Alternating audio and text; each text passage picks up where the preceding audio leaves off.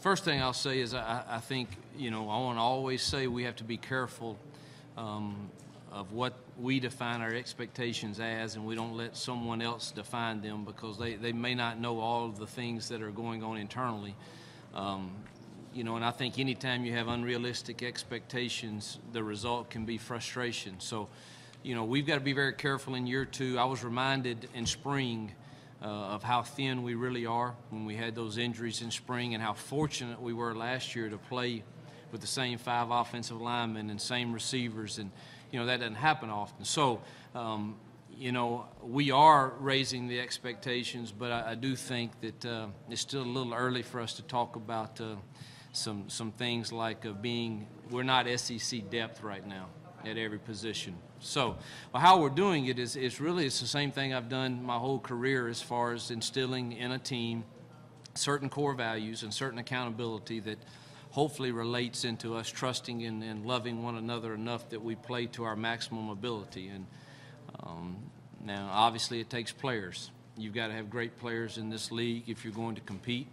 And we have taken strides and made progress in that through recruiting.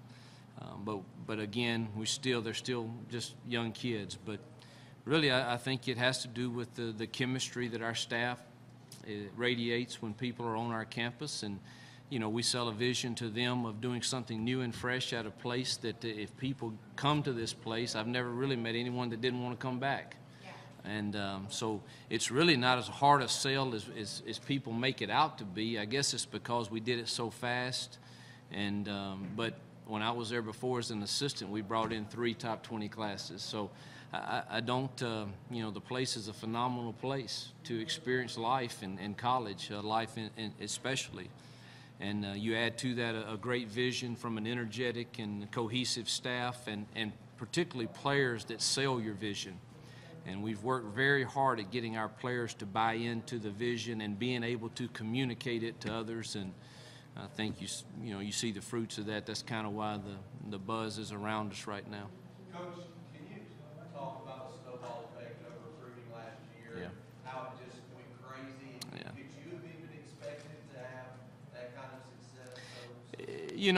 When our coaches would come back and tell me, "Hey, Coach, we're going to get this kid, or we're going to get or we're even in this kid," I have to admit my first thought internally was probably, these young coaches, man, they've lost their mind, But as it went on, and certainly it started with winning the Egg Bowl and then winning the bowl game, and knowing, from my conversations with Miss Beverly about Robert and with Robert, that if momentum occurred in our program and Denzel was having success, both of those things occurred, there was a good chance we were going to land, obviously, the #1 player in the nation. And with that comes a lot of notoriety.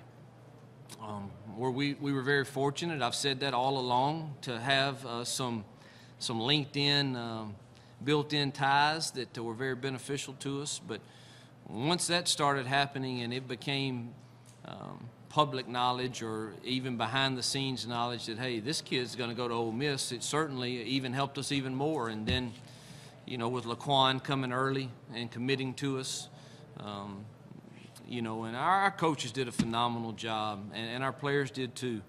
But, could I anticipate it snowballing like it did? No, in all honesty, but certainly was a good ride.